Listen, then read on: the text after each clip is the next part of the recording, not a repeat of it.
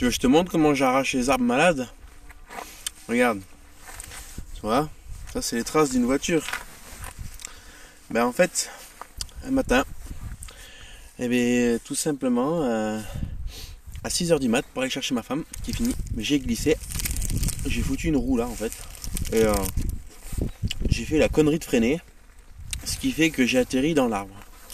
C'est pas sympa ça? Non, je te montre l'état de ma voiture. Alors niveau assurance, j'en sais rien comment ça se passe parce que c'est sur un terrain privé, c'est privé, c'est pas chez moi mais ça appartient à quelqu'un. Et je vais te montrer ça. Donc du coup, moi j'ai cette parcelle là, si tu veux, et c'est de la location, donc voilà. Bon après ils s'en foutaient de l'arbre, hein, au contraire. Mais maintenant je vais te montrer l'état de ma voiture.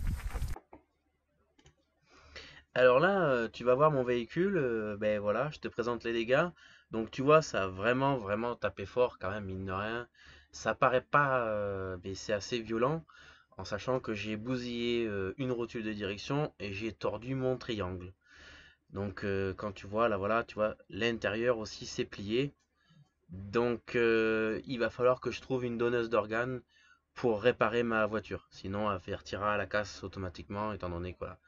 Concernant les dégâts, j'ai fait un petit peu le point. J'ai l'aile, le pare-choc, la fixation du pare-choc, le capot donc, et le phare.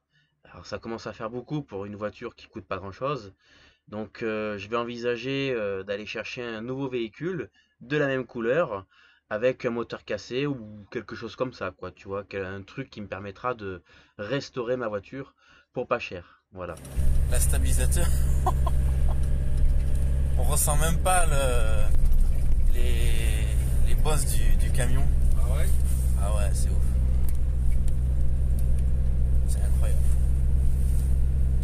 Pourquoi il tourne comme ça? Ah, pauvre. Donc là, on est sur corde sur ciel. C'est un joli endroit. C'était en haut du coup du village, on pourra pas voir. Hein.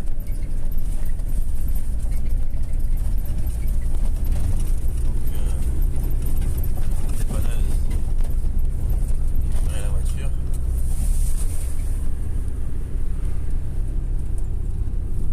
La fameuse voiture.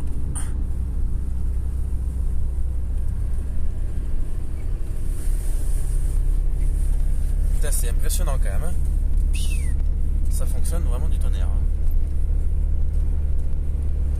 Ça c'est pour filmer, c'est ça? Ouais.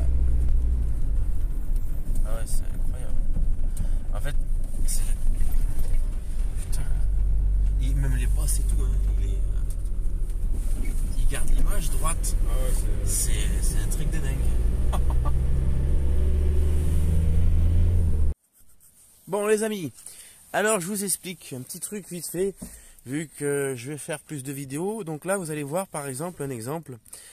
Alors comme vous le savez, je possède une Xara et aujourd'hui ma Xara elle a beaucoup de frais en fait, hein. Je l'ai consommée, donc en fait tu vois tout simplement il arrive un moment où tu commences à te taper des grosses factures.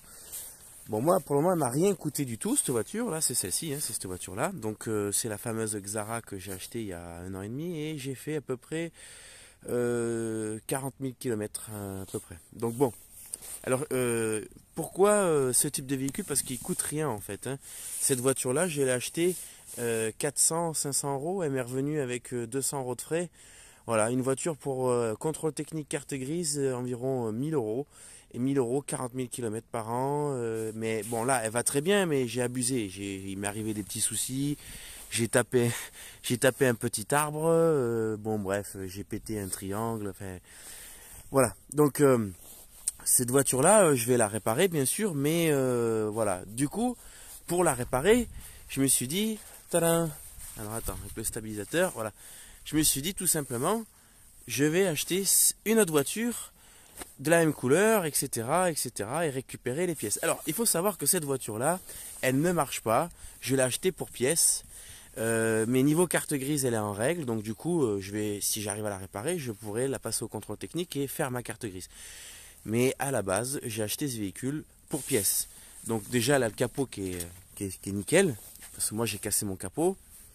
Et elle a l'aile qui est nickel, l'aile là, qui est nickel. Que moi, mon aile, tu l'as vu dans la vidéo tout à l'heure, il est explosé. Alors, nous avons trouvé la panne de la voiture. Donc c'était juste un capteur.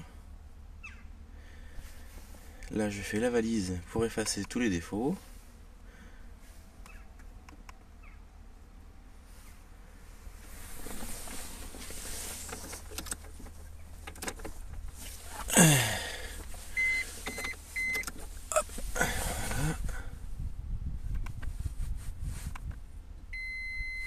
C'est parti.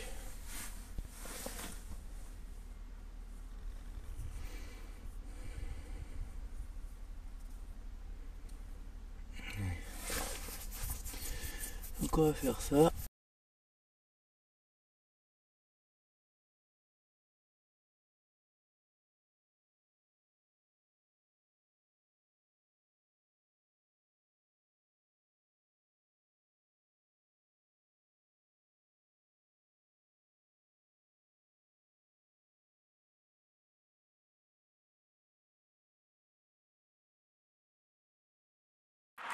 Bon mais voilà, je suis chez un ami, donc j'ai testé le véhicule. On a trouvé la panne, donc j'ai mis un jour pour trouver la panne, vite fait, enfin même pas un jour parce que je suis arrivé le soir. Donc voilà, le véhicule fonctionne très bien. Et alors résumé de l'histoire, c'est assez simple, je vais vous montrer. Donc avec la valise de diagnostic, on a remarqué deux problèmes, enfin plusieurs problèmes. Les relais pétés, comme on a pu voir. L'histoire des injecteurs, ben ça c'est moi qui ai fait la connerie parce que j'avais oublié de le brancher. Et donc ici nous avons deux relais qui étaient pétés. Et puis nous avons le capteur ici de l'avance de gasoil qui était le clips en fait, le circlips comme ça, gris. Et il est brisé, sûrement dû au gel ou quelque chose comme ça. Donc la personne, quand elle avait la voiture, elle a roulé. Il s'est un petit peu débranché. La voiture a calé net, instantanément, comme si on te coupait le contact. Et le véhicule a jamais redémarré, à part la dernière fois, dans la descente de la dépanneuse. Et puis quand on a fait le tour de 7 km avec la voiture et qu'on est arrivé à la... Putain, on a eu de la chance. On est arrivé à la maison, enfin à la maison, au garage. Et au garage de mon pote. Et puis la voiture, quand j'ai voulu faire la garer, j'ai braqué les roues. En braquant les roues, elle a calé, elle a plus redémarré depuis hier. Donc voilà, maintenant c'est bon, elle est nickel chrome, elle démarre au quart de tour. Donc résultat de l'opération, la voiture 80 €. Puis avec la valise de diagnostic, on a trouvé le défaut rapidement. Bon ben voilà, donc c'est une réussite. La voiture, je vais l'amener au contrôle technique. Et puis je vais l'assurer. Et puis voilà. Déjà on va voir au contrôle technique si elle n'a pas l'essieu qui est mort derrière, etc. Si elle est potable, je vais la remettre en circulation. Donc contrôle technique, carte grise. Si l'essieu arrière a du jeu ou il est mort, bon, ben, elle partira à la casse quand même. Donc voilà, même si elle démarre et qu'elle marche très bien. Voilà. Donc sur ce, je vous dis après le contrôle technique. Bon, c'est sur cette petite fin que s'arrête cette vidéo. Donc je vais m'expliquer en fait si tu veux. Ce véhicule là, j'ai plus de nouvelles parce que je vais t'expliquer, tu vas rigoler, tu vas me dire putain mais t'es con. Mais en fait, cette voiture-là, je l'ai passée au contrôle technique, j'ai fait la carte grise, je l'ai assurée. Et sauf je l'avais mis au nom de mon ex-femme. Et bon, à l'époque, c'était ma femme. Et il y a un mois. Et donc en fait, si tu veux, pour faire simple, quand on a été chercher ce véhicule, elle a fait les papiers et puis je m'en foutais qu'elle avait mis à son nom. Elle devait partir en cube la voiture, donc ça n'avait pas d'importance à ce moment-là, tu vois. Et c'est en fait, j'ai pas vu le truc un peu arriver. Et donc du coup, une fois que je l'ai passé au contrôle technique et que j'ai fait les papiers de cette voiture, donc contrôle technique, carte grise, assurance, On s'est disputé avec ma nana. Et puis je suis parti faire les courses avec ma fille. Et quand je suis rentré, il n'y avait plus de voiture. Donc, et depuis ce jour-là, j'ai plus de nouvelles. Après, par message, voilà, j'avais dit que péter un câble, machin tout. Donc, elle me l'a payé. Donc, elle m'a fait un virement ce mois-ci. Donc, bah, cette voiture, je la considère vendue. Vendue à mon ex-femme, voilà. Donc, j'ai plus de nouvelles de cette voiture, mais enfin, sache que de toute façon, elle a été passée au contrôle technique et tout ça, etc. Mais c'est pas grave, de toute façon, je veux dire, j'allais perdre plus de temps, plus d'argent en me faisant chier avec cette voiture, en allant la chercher, etc. Gueuler, tu te perds plus de temps que de t'emmerder. Bref, nouveau projet. Donc, ma voiture, ben tiens, elle est ici, ma voiture. Bah là, je suis en confinement en fait, hein, donc du coup, je suis en train de rattraper toutes les vidéos, vu que j'ai que ça à faire, donc elle est là, ma voiture, et donc du coup, voilà, donc je lui ai fait une petite réparation de fortune parce qu'en ce moment il y a plein de contrôles gendarmerie, hein, tu comprends. Donc pour pas rentrer dans les critères de la loi, il doit pas avoir d'objets coupants et etc. Donc du coup, bah, coup de marteau et puis j'ai refait tout l'intérieur.